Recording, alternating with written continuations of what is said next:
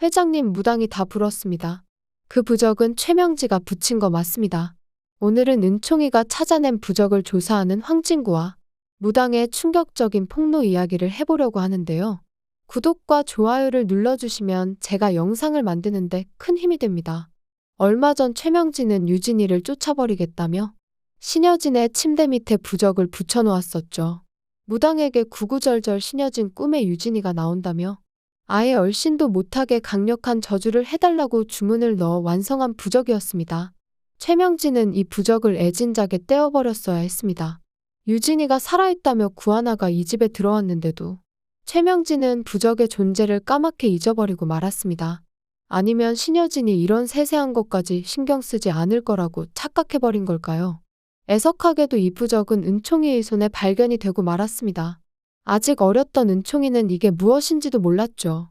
그냥 신여진의 침대 밑에 붙어 있었으니 신여진이 잃어버린 줄 알았던 은총이는 이 부적을 신여진에게 돌려주었습니다.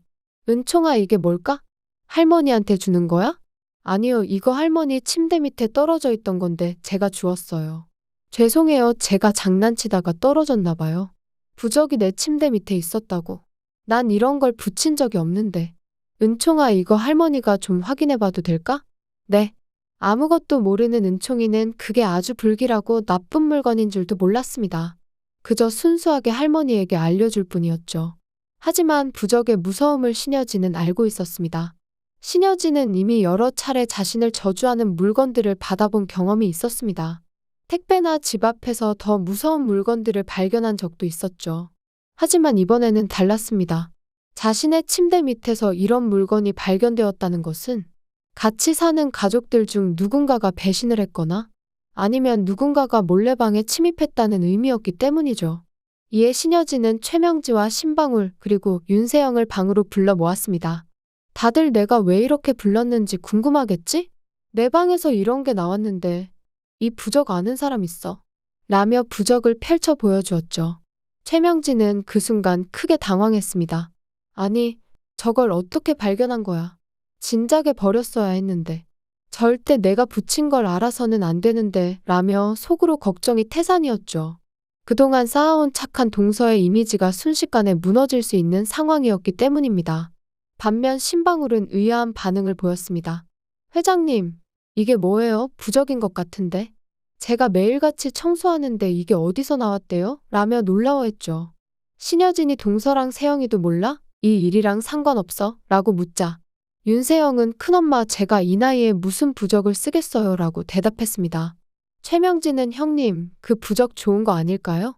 왜 부적은 액땜 예방하려고 많이들 쓴다잖아요? 라며 평화로운 분위기를 만들려 했죠.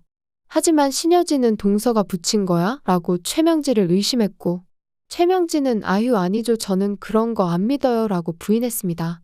하지만 신여진은 최명지의 말을 믿지 않았습니다. 얼마 전 집에 신방울까지 일찍 퇴근시킨 날 신여진이 한 이상한 남자가 집에서 나오는 것을 목격했던 것입니다. 당시 최명진은 그 남자를 가스 검침원이라고 설명했지만 신여진은 자신의 방에서 그 남자의 냄새를 맡았던 것이 기억났죠.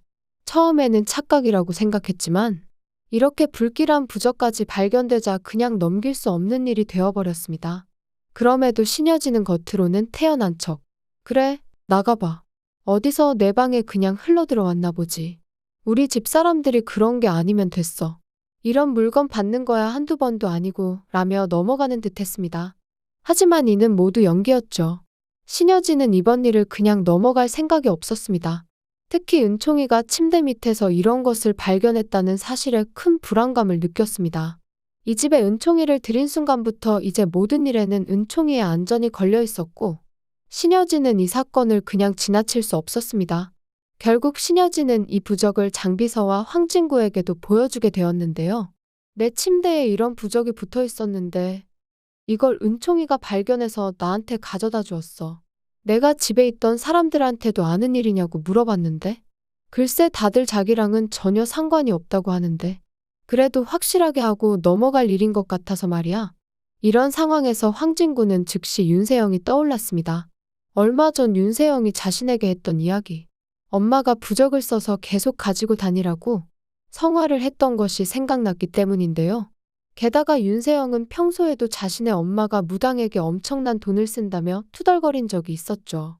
최명지가 무당을 맹신한다는 것은 이미 잘 알려진 사실이었습니다. 황진구는 신여진에게 조심스럽게 다가가 부적에 대해 이야기를 꺼냈는데요. 부적이요? 저 한번 줘보세요, 회장님. 얼마 전에 세영이가 저번에 회사에 부적을 가져온 적이 있었는데 구하나 씨가 커피를 엎는 바람에 부적에 부정이 탔다고 세영이가 엄청나게 짜증을 냈던 일이 있었어요. 아무래도 회장님 침대에 이런 짓을 한 건 최명지 씨 작품인 것 같은데요. 이 말을 들은 신여진은 깊은 한숨을 내쉬며 고개를 끄덕였습니다. 그래, 진구야. 나도 동서를 제일 의심했어. 그런데 좋은 부적이라는 둥 쓸데없는 소리를 하더구나. 이게 진짜 좋은 거였으면 진작에 생색내며 나한테 알리고 붙였겠지. 이렇게 몰래 붙이고는 나를 속일 리가 없겠지. 신여진은 잠시 생각에 잠기더니 황진구를 바라보며 진지한 표정으로 말을 이어갔습니다. 이건 진구 네가 확인해 줄 수가 있겠니? 이 부적이 뭘 위해 쓰이는 건지 말이야. 나는 이 일이 단순히 넘어갈 수 있는 문제가 아닌 것 같아. 특히나 은총이가 발견했다는 점이 마음에 걸리는구나. 황진구는 신여진의 부탁을 받고 곧바로 최명지가 다니는 무당집을 찾아갔습니다. 처음에 무당은 황진구가 최명지에 대해 물어보자 경계하는 기색이 역력했습니다.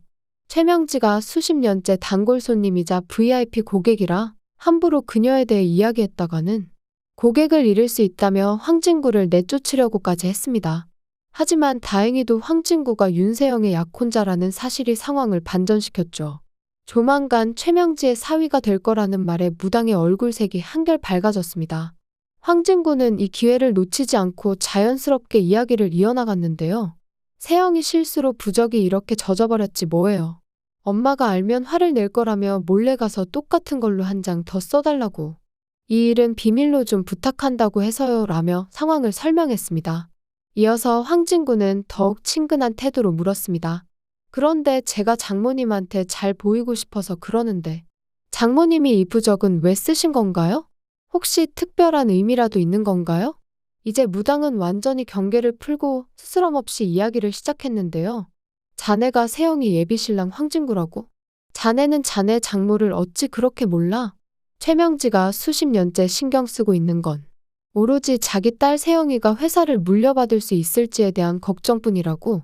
무당의 이야기는 여기서 그치지 않았습니다. 더욱 놀라운 것은 윤세영이 황진구와 결혼하기로 한 이유조차 무당의 말 때문이었다는 사실이었죠. 황진구와 결혼하는 사람이 혜성그룹을 물려받을 수 있을 거라는 무당의 점괘를 전적으로 믿었던 것입니다. 이런 이야기를 털어놓던 무당은 잠시 뜸을 들이더니 더욱 충격적인 비밀을 밝히기 시작했습니다. 무당은 목소리를 낮추며 말했습니다. 그 부적은 말이야. 죽은 회장 딸 유진이 귀신을 쫓는 부적이야. 그 회장 꿈에 계속 유진이가 나온다고. 아주 유진이 생각도 안 나게 용한 걸로 써달라고 해서 내가 힘 좀 썼지. 이런 부적을 쓰는데 폼이 얼마나 들어가는 줄 아나? 다시 한 장 써야 되니 돈은 더 받아야 되는 거 이해하지? 황진구는 침착하게 네, 장모님한테 비밀도 지켜주실 텐데 당연히 더 드려야죠라고 대답하며 무당의 모든 말을 몰래 녹음했습니다. 이 중요한 증거를 확보한 후 조심스럽게 한 번 더 비밀을 당부하며 그곳을 빠져나왔죠. 그리고 바로 이 녹음된 음성을 신여진에게 들려주기 위해 서둘러 발걸음을 옮겼는데요. 신여진은 녹음된 내용을 듣자마자 충격에 빠졌습니다. 그 부적이 유진이 귀신을 쫓는 부적이었다고? 이런 천하의 못된 것을 보았나라며 격분을 감추지 못했는데요. 특히나 유진이가 죽은 걸 최명지가 알고 있었어. 도대체 언제부터 알았던 거야? 도저히 말이 안 돼. 신여진의 충격은 여기서 그치지 않았습니다. 유진이는 이두나라는 이름으로 죽었고 유전자까지 오염돼서 나한테는 죽었다는 소식조차 전달되지 않았는데 최명지가 어째서 모든 걸 알고 있었다는 거야? 설마 유전자를 오염시켜 내가 유진이를 못 찾게 방해해온 그 사람이 최명지였다는 말인 건가? 그동안 품어왔던 의심이 하나둘 현실로 드러나는 순간 신여진은 감당하기 힘든 충격에 쓰러지고 말았는데요. 황진구는 재빨리 신여진을 부축하며 침대로 옮겼습니다. 잠시 후 정신을 차린 신여진은 황진구에게 작은 목소리로 소란스럽게 하지 마라 진구야. 최명지가 또 이 방 너머에 귀를 대고 우리가 하는 이야기를 엿듣고 있을지도 몰라. 이 모든 상황은 신여진에게 너무나 큰 충격이었습니다. 오랫동안 가족처럼 지내온 동서가 자신의 딸 유진이의 죽음에 대해 알고 있었다는 사실. 그리고 그것을 숨긴 채 태연하게 지내왔다는 것이 도저히 이해할 수 없는 일이었기 때문이죠. 더구나 유진이를 찾지 못하게 방해했을 가능성까지 제기되면서 최명지에 대한 의심은 더욱 깊어졌습니다. 특히나 충격적인 것은 최명지가 자신의 딸 윤세영을 회사 상속자로 만들기 위해 무당의 말까지 믿으며 황진구와의 결혼을 추진했다는 사실이었는데요. 이는 단순한 미신을 넘어서 치밀하게 계획된 것처럼 보였습니다. 무당에게 거액의 돈을 들여가며 부적을 만들고 심지어 그것을 신여진의 침대 밑에 몰래 붙여두기까지 했던 것이죠. 은총이가 없었다면 이 부적의 존재는 계속해서 비밀로 남았을지도 모를 일이었죠. 신여진은 이제 최명지를 어떻게 대해야 할지 깊은 고민에 빠졌습니다. 그동안 쌓아온 신뢰가 한순간에 무너진 것은 물론 자신의 딸 유진이와 관련된 더 큰 비밀이 있을지도 모른다는 의심까지 들게 되었기 때문이죠. 특히나 유진이가 이두나라는 이름으로 죽었다는 것과 유전자 조작까지 최명지 짓일지도 모른다니 황진구는 이런 상황에서 신여진의 든든한 지원자가 되어주었습니다. 무당으로부터 얻어낸 증거는 앞으로 벌어질 일들에 대한 중요한 단서가 될 것이 분명했죠. 이제 신여진은 자신의 방을 더 이상 안전한 공간으로 여기지 못하게 되었습니다. 가장 사적인 공간인 침대 밑에서 이런 흉흉한 부적이 발견되었다는 것은 그동안 자신이 얼마나 위험한 상황에 노출되어 있었는지를 보여주는 것이었기 때문입니다. 더구나 은총이가 이런 불길한 물건을 발견했다는 사실은 앞으로 은총이의 안전에도 더욱 신경 써야 한다는 것을 의미했죠. 황진구는 신여진에게 요즘 윤세영의 동태에 대해서도 설명했습니다. 설마 장모님이랑 세영이가 그런 짓을 벌였을 줄이야. 세영이가 안 그래도 저한테 계속해서 욕심이 없냐고. 회사를 물려받아야 한다면서 요즘 계속 다투었었거든요. 유진이가 돌아오는 걸 그래서 두려워했을 거예요. 그래도 그렇지 어떻게 유진이 죽음에까지 연관되어 있을 수가 있는지. 정말 무서운 사람들이네요. 처음부터 구하나 씨가 가짜 유진이라는 것까지 다 알고 있을 텐데도 저렇게 태연스럽게 연기를 해왔다니. 이제 어떻게든 가짜를 내쫓으려고 구하나 씨랑 은총이한테 무슨 짓을 할지 모르겠군요.